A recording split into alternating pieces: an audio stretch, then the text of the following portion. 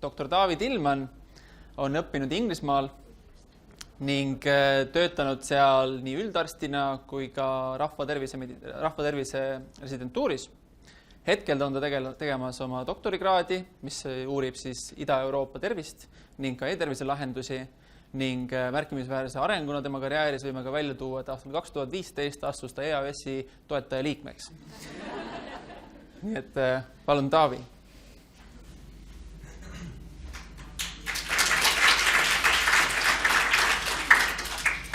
Ja kuigi see oli pool naljaks, kui aus olla, ma arvan, et see oli üks tähtsamaid asju minu eraelus ja ka professionaalses elus, et tänu ka EAS-ile, et selline võimalus on tekkinud. Sest EAS-i roll Eesti ühiskonnas ja Eesti meditsiinis on ikka märkimisväärne, kui võrrelda teiste riikidega, kuidas tudengid seal niimoodi vaikselt üritavad ja proovivad, siis mida EAS teeb Eestis on lihtsalt, kas ma ei tea, parim tudengite meditsiinigrupp Euroopas, mitte maailmas, et tõesti müts maha, kui tublid te kõik olete. Aga kes veel mind ei tea, et siis enamik elu elasin Inglismaal juba 9. eluaastast. Vahetevahel on Eestis läbi käinud paar aasta siin-seal, natuke Tartu Ülikoolis õppinud, aga õppisin arstiks Sotimaal ja läksin siis rahvatervise residentuuri ja üritan vaikselt nüüd Eesti poole tagasi kolida. Et see doktorantuur ongi selline mõnus üleminekuperiood ja eks näib, mis elu toob. Ma mõtlesin alustada sellise lihtsa läbilõikega, et teeme nagu klassikalise hinnete lähe. Kus me siis hetkel oleme Eestis ja kus meil nagu head ja halvad kohad on. Hästi lihtsalt ja lakooniliselt, et me oleme nagu samal lehel.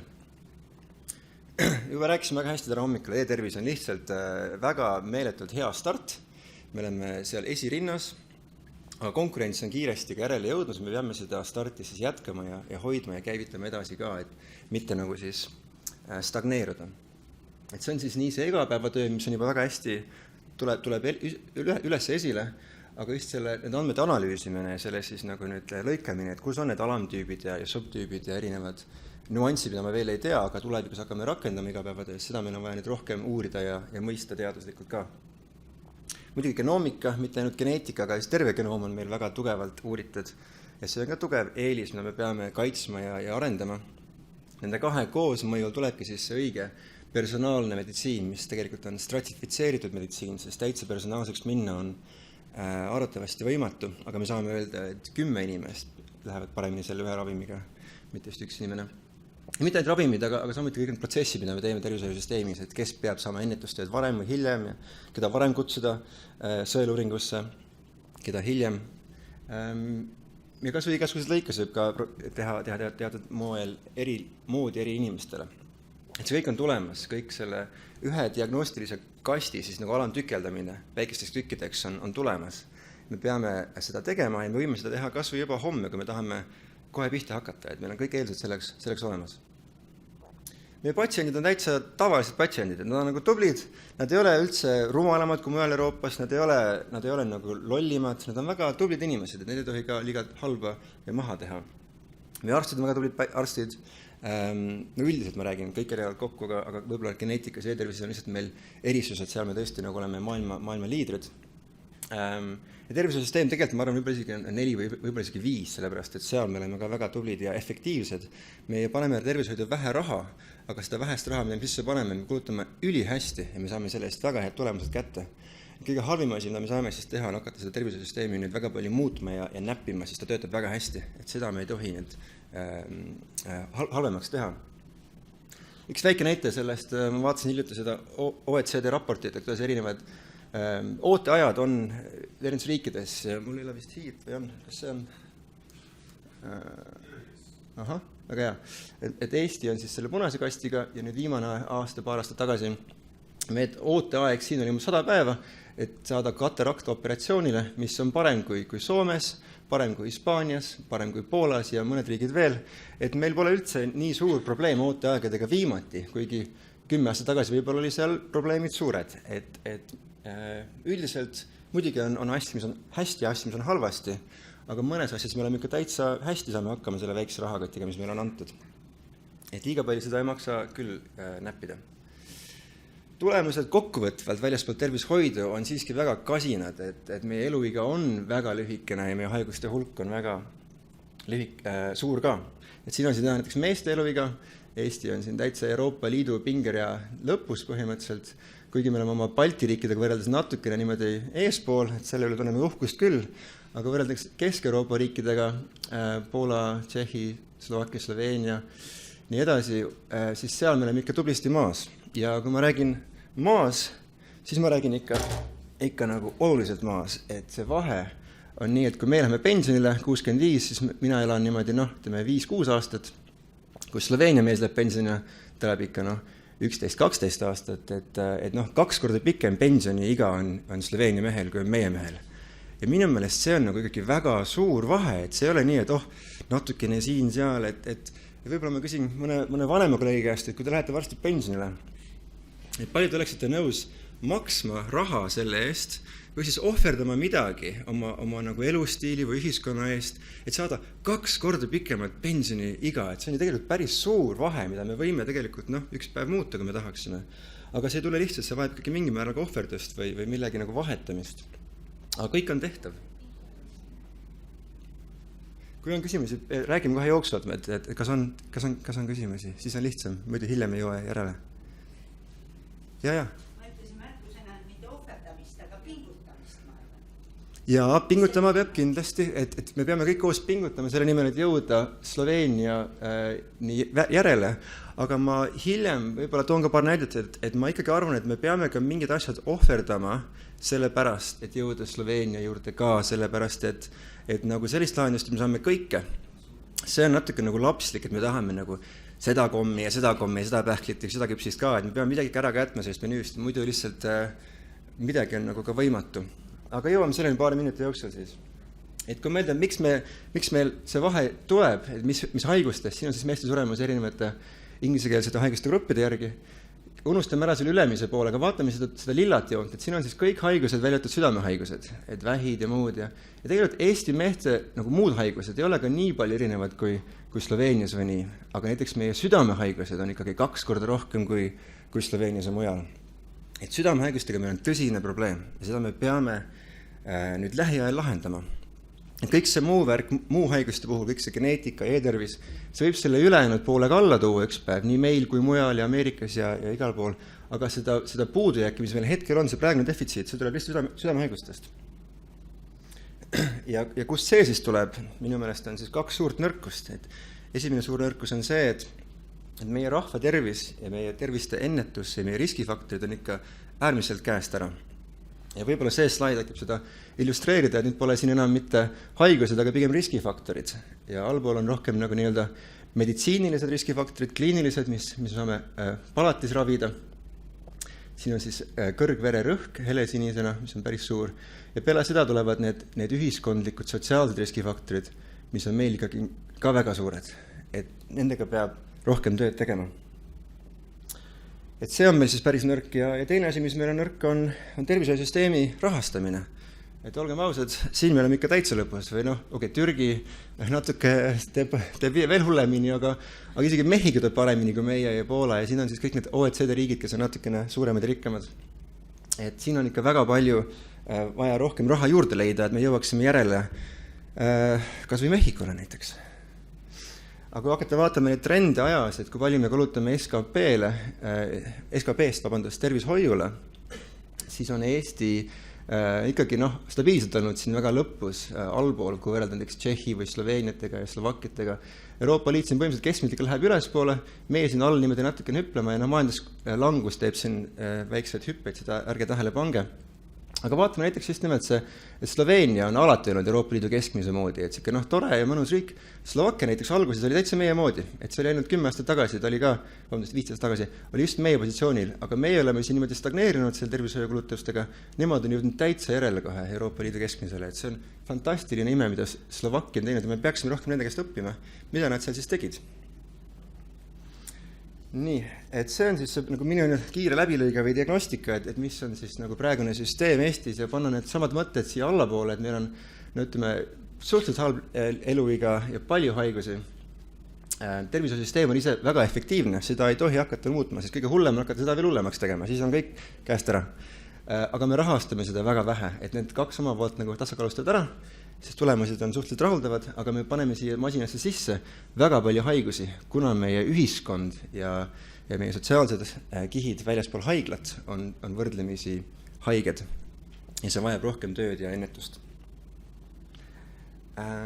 Et siis järgmine mõte oleks, et mida võiks ette võtta järgmise 25 aasta jooksul ja te juba kuulsite ka, et saada nagu just selle personaalse meditsiinis mitte ainult nagu edasi, aga jõuda kas või kohe nagu maailmas esirinda, esikohtadele välja. Me võime seda kohe teha ja ette võtta ja see oleks nagu minu üks selline esimene loosung 3, mida võime kaaluda ja mõelda, et mida tulevikus, mille nimel pingutada.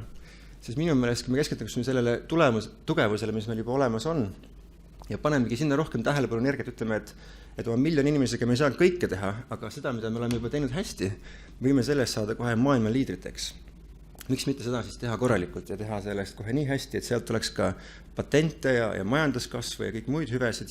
Sest olgem ausad, kui seda teha korralikult ja sealt saada maailma liidriks, siis sealt tuleb palju rohkem raha kui kõik Skype'id ja TransferWise'id kokku, et see on nagu ikkagi väga suur äri ja sellest on kasu ka teistele ühiskonnaliikmetele, mitte ainult nagu meie huvilistele.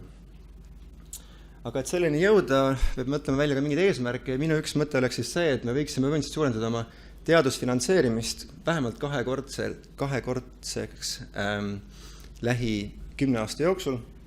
Ja peale seda, kui me oleme seda rahakotti suurendanud, me võiksime suurem osa sellest rahast suunata proportsionaalselt just nimelt e-tervisesse ja genoomika ja personaalmeditsiini uurimisse, sest see tundub nagu olevat hea koht, kus me saame saada rohkem kasu selle vähese rahaga, mida me sisse paneme. Üks näide siis teaduse finantseerimisest on see, et kui palju paneb meie ühiskond teadustöösse raha. Eesti on siin tumesinisena siin all tublisti tõusmas. Me oleme isegi Euroopa Liidu keskmisele järgi jõudnud, mis on hea uudis. Hiina paneb võims samas kohas, Hiina paneb ka palju raha teadusesse. Sloveenia on ikka ees, nagu alati. Aga näiteks Ameerika ja nüüd Aasia riigid on ikka oluliselt ees, et nemad teevad ikka teadust tõsiselt ja sealt tuleb ka nende kiire majanduskasv.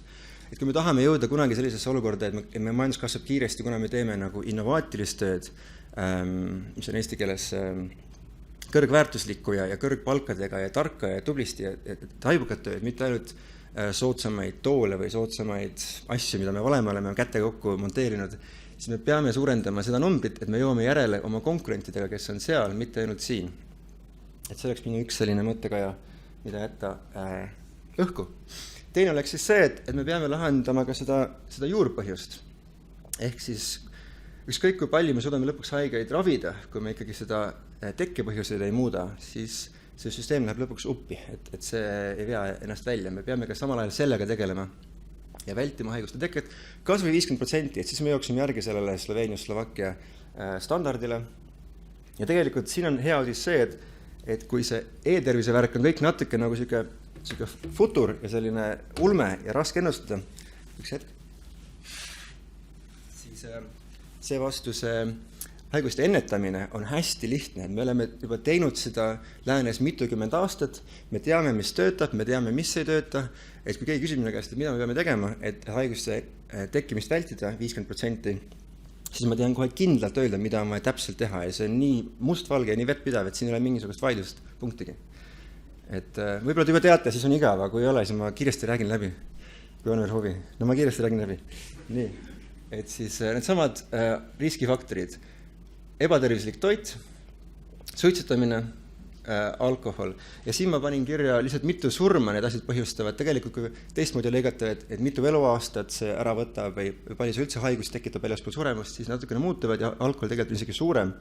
Aga siin see on niimoodi lõigatud. Et kuidas neid asju siis vähendada, et jõuda järgi näiteks Sloveenia poole võrra väiksemale hulgale. Siin on siis selline lihtne kõver, et palju eestlased joovad alkoholi. Vanasti joome niimoodi 6 liitrit elanikkonna kohta, vahepeal joome 12, nüüd joome niimoodi 10. Et see on väga muutlik olnud, väga raske on öelda, et me oleme alati olnud joov riik ja joov rahvas ja see on eestlase olemuses kinni ja niimoodi me olemegi. Sest kui me saame 20 aastaga seda nii palju käiutada, siis see on ikkagi väga muutlik, väga meie kontrolli all ja seda me saame ka homme viia, kui me tahame sinna või homme, kui tahame, viime siis sinna. Et seda saab väga lihtsasti muuta. Ja minu küsimus nagu rahvale on see, et ma olen ühe asja siit ära võtnud, te näete siin valgeid täppidega, et mingi teine nagu näitaja on siin kohe siin kõrval ka jooksmas. Ja kui lugeda mõnda Postimehe arvamuslugu, hiljuti mõni jurist näiteks kirjutas sellest, siis siis mõni arvab, et see, mis põhjustab meie suurt joomist, on see, et meie tarbijad on muutunud kuidagi nagu rumalamaks või siis laisemaks või neil on vähe nagu enesedistsipliini või vähe enesekontrolli oskust, et kui me saame seda siis suurendada üks päev, siis peaks ka meie alkoholijoomine alla tulema. Aga kahjuks on väga ebaloogiline väita, et Eesti inimese tarbija enesekontroll muutub ajas nii kiiresti, sest kui ausale me kõik oleme samast puust loodud ja niimoodi me alati jäämegi. Aga mis siin all siis peidus oli see, et kui palju saab üks keskmine inimene või keskmise palga eest õlut osta või alkoholi osta, et kui majandus kasvab siin all selle sinisega, muidugi siis õlle kättesaadavus ka tõuseb. Et see on nagu väga tugevas korrelatsioonis alkoholi tarbimisega ja see on nagu nii-öelda see juurpõhjus, mis tegelikult tõmbab siis tarbimist kas üles või alla. Kui me sellega ei tegele, siis me lõpuks ei saagi sellele asjale nagu pihta. Aga lõpus on ilusti näha, et meie majandus on viimati nüüd kasvanud ülesse, õlle kättesaadavus ei ole samal ajal läinud ka ülesse ja meie tarbimine samuti on jäänud allapoole, et me saame need majanduskasvu ja õlle hinna ja õlle tarbimise omast nagu ka lahti lüüa. Ja selle nimi on aktsiis ja maks, see on väga efektiivne meede ja see toob ka raha juurde riigile, mida panna siis tervishoidu, veetervisesse, geneetikasse, et see ei ole kallis, see on tasuta. Et väga lihtne asi, me peame tegema tulevikus veelgi rohkem, siis kui vaadata tänapäeval, me saame ikkagi osta 2 korda rohkem õlut kui 10 aastat tagasi ja ma ei tea, kas see on hea olukord, ma ütlen, et see on halb olukord. Seega minu väide on see, et eestlase suur tarbimine, kas siis alkoholi näitel, aga samuti siin on ka väga palju slaide tubaka kohta ja näiteks ülekaalulises epideemias läheb ülespoole, mitte kuna me muutume lollimaks ja mitte kuna me käime vähem trennis, aga kuna meie toit muutub ja meie sissetulek muutub ja meie toiduvalik muutub, pigem tööstuse poolt. Et see ei ole tegelikult nagu selle tarbija enda kontrolli all, vähemalt riigi vaatenurgas, see keskmist me ei saa nii palju mõjutada, kui me ainult tarbijad kiusame ja suuname. Riigi keskmist me saame mõjutada hoopis teistmoodi. Ehk siis mitte seda eraisiku liigset teavitamist või manitsemist, kuna me teame, et see väga suurt efekti ei too. Ta võib küll mingisugused grupid nagu ülespool lükata, aga ta ei too seda keskmist eriti ülesse. Ja peaaegu see on väga kallis ja ma ei usu, et meil on selle jaoks hetkel, me teame, et meil pole selle jaoks nii palju raha hetkel olemas veel leitud, aga seda võib ka leida. Seevastu see teine pool on soodne, see on lihtne ja see toob kohe tulemusi kiiresti.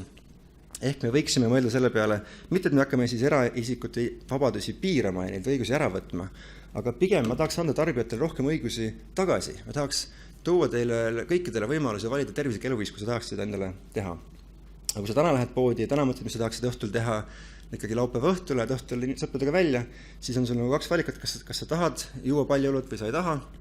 Aga see olemus oleb nagu hinnapoliitika, maksupoliitika ja reklaamipoliitika ja kättesaadavuspoliitika, kõik teeb selle otsustamise nagu valiku sulle nii väikseks, et sul praktiliselt ei olegi enam otsusvõimekust, et sinu ainikune otsus on teha seda, mida kõik teised teevad, mis on juua palju õlut, teha mingi määra suitsu ja süüa väga ebatervislikku toitu. Et tarbijal on jäetud väga väiksed võimalused ja väga vähe valikut. Et minu nagu mõte oleks siis seda valikuvõimalust tagasi tuua siia keskele, et see, kes väga tahab olla hedonistlik, palun minge ja pidutsega, see on täitsa okei, aga see, kes tahab olla tervislik ja muretseda oma tervise tuleviku eest ka, aga temal on samasugused võimalused oma tervist kaitsta. Aga tänapäeval meie riik nagu annab rohkem õigusi hedonistidele kui nendele, kes tahavad oma tervist kaitsta. Et minu meelest see ei ole nagu õiglane, et seda peaksime siis muutma. Seega ärge saage valesti aru, et keegi tahab, et Ossinovski ettepanekud tahaksid siin inimeste vabadust piirata. Sugugi mitte, me piirame ainult nende tootjate ja müüjate õigusi, aga anname siis tervele rahvale palju vabadusi tagasi, et see on hoopis teine arusaam. Nii, ja mis me saame siis teha, esimene muidugi te teate, on see hind, me saame maksupoliitikaga muuta seda, kui palju mingi ühik alkoholi või rasva või suhkrut maksab. Me saame kanda toetusi juurde, et teha puuvili ja juurvili veelgi soodsamaks näiteks. Me saame sättida ka hinnalagesid, me saame öelda, et alkohol ei tohi olla niivõrd madal, ta peab olema vähemalt nii kallis, aga mis selle üleval pool on, see on niimoodi turu reguleerida. Või öelda, et banaan ei tohi maksta rohkem kui selline lagi, sest selle peab kinni maksma näiteks sisse pood. Et igasugused muud meetmed on juba sisse pandud ja tehtud erinevates Lääne-Euroopa ja muul maailmas. Reklaami muidugi väga hästi on üritatud hiljuti Ossinovski poolt piirata. Alkoholireklaamist, mida mina isiklikult väga toetan, see on väga hea mõte ja see kindlasti vähendab Eestis alkoholi tarbimist, kuna jällegi see kampaaniate maht, et joo palun alkoholi või siis ära joo alkoholi, on hetkel niivõrd nagu uppi või ümber, et inimestel ei ole seda normaalset keskpunkti, et mõelda rahulikult, mida nad tegelikult tahaksid teha. Ja viimane mõte oli siis kättesaadavus ehk kui tihti sa saad seda asja poest osta kellaajaliselt, et mis kellal seda sulle müüakse ja kui tihti neid müüakse geograafiliselt sinu lähedal. Et kas igas nurgapoes sa võid osta, ma võin osta oma kohalikus R-kioskist suitsupakki, õlut vahepeal, isegi Troinoid sai osta, igasuguseid krõpsupakkesid, aga selle pakute mulle banaani, selle pakute mulle mitte midagi, nagu mis tegelikult oleks tervislik. Isegi vett on vahepeal raske leida. Seega jällegi see nagu keskmine, see normaalsus, see tavaline valikuvõimalus on väga, väga uppi, aga seda saab väga lihtsasti, väga lihtsate meetmetega korrigeerida. Ja viimane mõte on mul see, et kui eraisik tarbib mingisugust toodet või teenust, ta tohiks oma tarbimisega siis ka teiste inimeste tervist kahjustada. Et selle põhimõtte alusel on tegelikult tehtud väga palju seadusmuutusi Lääne-Euroopas. Hea näide on see, kuidas praegult siis Inglismaal, kui ma olen autojuhi roolis ja ma tahan teha suitsu, ja ma olen üksinda autos, siis see on täitsa okei, et tee suitsu ja pane aknad kinni ja ole rahulikult hedonistlik ja sõida ohutult. Aga kui mul tagaistmel on mõni laps, minu laps või sõbra laps, siis ma ei tohi suitsu teha, sellepärast, et ma ohustan oma kaassõitja tervist ja see on väga huvitav nagu vaatenurk. Samuti seal keelati ka klubides ja pubides suitsetamine ära sama põhjusel, et mitte kuna see suitsetamine on sellele tarbijale kohtlik, aga see on sellele töötajale, kes tahab sulle õlut serveerida või koristada või muusikat mängima panna. Miks peaks tema hingama sinu suitsu? Et tegelikult see on väga tugev argument, mis toob tihtipeale just poliitikuid kaasa, valijaid kaasa, et me peame ka selle rohkem tähelepanu pöörama ja mõtleme välja need retoorilised argumendid, et kas me saame ka kaitsta teisi inimesi, kes muidu jääksid hammasrataste vahele kinni. Kas praegu on siis alkoholipoliitika väga tähtis see, et see purjus inimene tihtipeale sooritab koduvägivalda ja muid probleeme, mis ei ole üldse eetilised nende inimeste peale, kes peavad seda välja kannatama. Et siis me saame väga lihtsasti kasutades hinda, reklaami ja kättesaadavust kohe tuua oluliselt alla nende ohtlike kaupade tarbimise, mida mina ütlen siis nagu haiguse tööstus ja me peame seda haiguse tööstust ohjama. Ja teine asi, mida me võiksime ka, kui veel on tähelepanu võimekust ja ideid, mida sõela taha panna, siis mitte ainult neid suurt 3 riskifaktorit, aga ka vererõhku, sest meie vererõhk on ikkagi Eestis päris käest ära, kui võrrelda Lääne-Euroopa ja Kesk-Euroopa normidega. Me peame vererõhuga oluliselt paremini tegelema. Üks lihtne lahendus on siis see, et jällegi, kui me tööstusega tegelesime ja nende hindu, reklaami ja kättesaadavust muutsime, võime neile ka öelda, et nad peavad oma soolasisaldust saias ja leivas ja pelmeenis ja pitsas alla tooma. Sest niipea, kui mina lendan Londonist tagasi Tallinnasse ja lähen ja võtan seda tavalist Eesti leiba või Eesti lõunaainet, ma kohe tunnen, kui soolane see toit on, sest ta on 2 korda soolasem Eestis, kui ta on Londonis. Ja see on sellepärast, et Inglismaal juba tehti seda 10 aastat tagasi. Nad panid paika graafiku, et nad toote selle soola alla 10 aasta jooksul, nad tõid selle alla, toit on magedam, keegi väga tähele ei pannud samal ajal. Nad tarbivad rahulikult edasi samasuguseid tooteid, mis lihtsalt on tervislikumad ja südamehaigusi on vähem ja vererõhk on parem. Et see salajane nipp, mida saab kohe ära teha, et tuua meie tervist paremaks. Ja teine asi, mida võib teha, on, kui kõik see on selline rahvatervislik, et me teeme seda poliitiliselt ja läbi seadusandluse, siis see on nagu individuaalne ja kliiniline, et me saame otsida üles rohkem meetmeid, et anda kas siis perearstidele või perearstide õdedele või kes iganes on see tööjõud, et aitada meil välja leida viis, kuidas leida need inimesi, kes on kodus praegult kõrge vererõhuga, kes ei tea seda, kes ei võta rohte, kes võiksid rohte võtta ja seega kohe mitu aastat, mitte mitu 10 aastat pikemalt elu elada. Nii palju siis sellest ennetustööst ja ma arvan, et mul on ainult paar minutit aega, et käsitleda siis Eesti ülimadalat tervishoiu rahastamist. Ma jõua kindlasti nüüd siia pakkuda nagu sellist vettpidavat plaani, mis varsti kohe nagu jõustuks.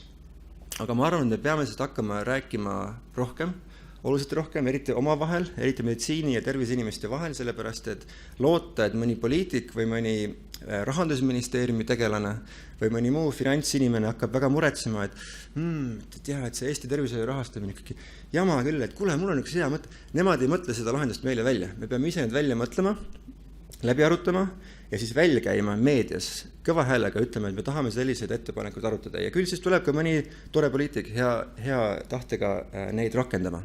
Aga see on meie kohustus neid läbi arutada ja välja käia esiteks. Et ma teen siis oma esimese katse midagi siin natuke tsiteerida ja te võite mind maha teha, te võite öelda, et kõik need mõtted on täiesti rumalad, see on täitsa okei, aga ma tahan, et te natuke mõtleksite, et mida teie tahaksite siis teha, et meie tervishoiurahastust finantseerida, samal ajal säilitades meie väga head tervishoiusüsteemi, sest muidugi me ei tahaks seda erastada või midagi muud teha lollisti, nagu Ameerikas on tehtud, mis on väga ebaefektiivne. Aga näited siis, et kui me tahaksime tõsta oma tervishoiukulutusi, ütleme Euroopa Liidu keskmiseni või isegi üle selle, ütleme 25 aastaga, see tundub nagu võrdlemisi realistlik plaan, et kui Sloveenia tegi seda 10-15 aastaga, miks mitte ei saa meie sellega hakkama. See raamat räägib sulle, kuidas sa võid seda teha, see on väga hea raport, soovitan vaadata sellel veebilehel täpsemaid juhiseid ja numbreid. Kokkuvõttes siis nii palju, et kui me tänapäeval oleme siin, me kulutame umbes 6% SKP-st tervishoiule, Euroopa paneb umbes 90%. Ja muidugi siin on ka trendid, et trendid niimoodi kasvavad, me peame panema sellise trajektoori paika, et siis sinna välja jõuda. Ja teha võib-olla näiteks 4-aastaseid plaaniga valitsusega, et kus me täna oleme, kuhu me jõuda tahame, kus me selleni jõuame, leida mingisugused meetmed ja siis uuesti vaadata üle ja uuesti vaadata üle. Aga me peame olema siis pikaajalise plaani, et keegi ei hakka niimoodi seda iga 4 aasta tagant ise tegema, kui me pole seda pikaajalise plaani paika pannud. Meil on vaja riiklikud strateegiat, meil on vaja ettepanekuid ja ükskõik, kes tuleb valitsusse, kas see erakond või too erakond, me tahame loota sellist üldist arusaamist ja kõik erakonnad toetavad seda mõtet, et Eesti peab oma tervisekulutused viima ikkagi vähemalt keskmiseni välja, aga mitte kõrgemale, sest muidu me lihtsalt ei saa elada selles riigis. Mina ei tule Eestisse tagasi, kui te sellist riiki mulle pakute. Aga mida me võime siis näiteks teha, et siin ma panin kiiresti paar mõtet, mida see sama raamat tsiteeris, ükshaaval kirja ja ütleme, et iga meede on umbes et pool SKP-st.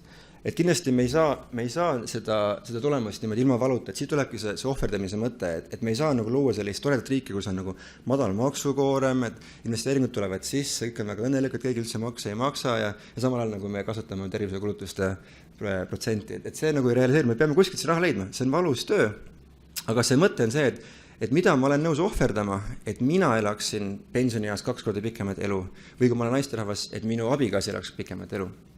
Ja siis paar esimesed mõtted täiesti mustandid välja käia on see, et jällegi alkoholi aktsiisi tõus 30%, see on umbes see 0,5% SKP-st, päris suur summa, et paneme siis selle tervishoidu või siis 50% tubaka aktsiisi tõusu, ka päris korralik summa.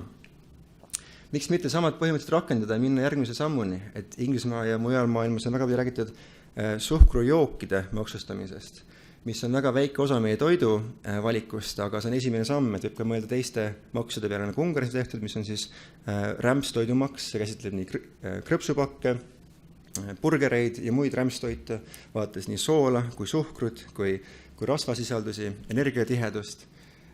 Kui ausalla, siis selle kohta on meil vähem näiteid läänest, see on meil uus maa. Me ei saa öelda, et see kindlasti läheb täpselt nii, aga kui me sellega ei hakka tegelema ja proovime eksperimenteerima, siis me kunagi ei tea, mis sealt võib tulla. Ja miks mitte olla jällegi siin eesrinnas, mitte ainult tagarinnas ja mitte ainult imiteerida, aga pigem võib olla innovaatorid selles valdkonnas. Üks mõte oleks siis dividende maksustada ka sotsiaalmaksuga, sest kui ausale ma olen ka väike ettevõtja olnud ja ma tean, et väga lihtne on panna endal kirja miinimumpalgaga ja ülejäänud raha võtta veel dividendide peale ja siis ma mõtlen, et aga selle tulemus on see, et mina ju maksan tegelikult vähem makse, kui maksab palgatööline ja ma ei näe selle mitte mingisugust eetilist nagu alust, et miks peaks kõrgpalgaline inimene maksma vähem makse protsentuaalselt kui keskmise palgaline inimene. Et siin puudub nagu arutelu, et mis on selle dividendide sotsiaalmaksust vabastamise sotsiaalne alus, sest minu meelest selles ei ole alust, et me kõik nagu tarbime ühiskondlikke teenuseid, aga miks pean mina maksma vähem makse, kuna ma olen ettevõtja, mitte palgatööline, et see lihtsalt ajuvaba mingil määral. Ja kui vaja, me saame siin kaitseda mingisugused tööstussektorid, ütleme IT võib-olla meie tugevus või meditsiinivaldkonna sektori, ütleme, et nemad võivad vähem makse maksta, aga kõik muud ettevõtted võiksid ikkagi maksta normaalselt, võib teha mingisuguseid erandeid selles raames näiteks. Eestis on ka väga madalad maksud või praktiliselt olematud maksud kinnisvarale, mis on ka asi, mida Lääne-Euroopa kasutab väga palju, et leida tulu juurde. Üks suur asi, mida ma olen märkanud, on see, et väga paljud Eesti tütarfirmad saadavad oma raha välismaadesse, ka siis Soome ja Rootsi emafirmadesse ja seega vältides totaalselt Eestis maksude maksmist, kuna nad kasutavad sellist laenamise poliitikat, mis on maksuauk ja selle tulemusena Eesti riik kaotab iga aasta, ma ei tea, kas miljonid või miljardid, aga see summa on meeletu. Kui sellega hakkaks keegi tegelema ja seda auku kinni panema, siis me saaks sealt väga suure rahavoo juurde. Siis see on võib-olla isegi kohe nii suur, et terve 1% SKP-st ma panin niimoodi orienteerivalt kirja. Bondora.com ja muud sellised kiirlaenud, et nad ei ole väga toredad sellele tarbijale ja see on mingi määral ka selline tarbija lollus ärakasutamine, et investor nagu mina saab siis sealt head kasumit teenida. on täiesti eetiline seda maksustada, kiirlaenu võib väga vabalt maksustada ja see kõik oleks minu meelest selle poolt peaaegu elanikkonnast. Miks mitte ka mõelda automaksu peale, kuna see on ka väga saastlik ja see istuv eluviis ei ole hea meie kõhule ja rasvale ja diabeedile. Aga jätame need pensionärid ja väiksed adased välja, et räägime siin kallide autode maksustamisest progressiivses vormis, see on natuke eetilisem ja eriti kuna see alumine pool on väga vaesed inimesi pigistav, siis võib-olla see ülemine pool on rohkem rikkavad inimesi pigistav, et kokkuvõttes see oleks siis netsumaarina nagu võrdne poliitika ettepanek, mitte et me lähme väga vasakule või paremale nii-öelda. Ja kas või põlevkivi maksustamise peale, siis kui ausale selleks ajaks juba on maailm niimoodi, et vaadates Pariisi kliimakokkulepet, siis võib-olla juba on olemas korralikud süsinikumaksud ja meie põlevkivitööstus on juba ammu välja surnud kui mitte varemgi, et see oli jätkusuutlik energiapoliitika ja see selleks võimalus, mida võime varem maksustada, mitte hiljem. Et ma tahan öelda, et see pakett on nagu selline kuldne pakett, mis kohe nüüd päästab meie tervisesüsteemi rahastamist, aga ma võin öelda, et äkki arutame seda koos mõnikord, mille mõne kohvi või rääkige omavahel ja vaadake, mis te arvate, mida tahaksite teie välja käia või mida oleksite teenuse ohverdama, mida tahaksite teie toetada. Et üks päev saan ka mina siis pensionile minnes natukene korralikuma eluea kätte, mitte ainult paar aastat. Ja ma arvan, et sellega ma siis lõpetangi, et see oli siis minu 3 lihtsat loosungit. Esiteks, saame personaalse meditsiinis maailma liidriks, teiseks vähendame haiguste teket 50% ja kolmandaks toome meie tervisekulutused Euroopa normi tasandile. Et aitäh!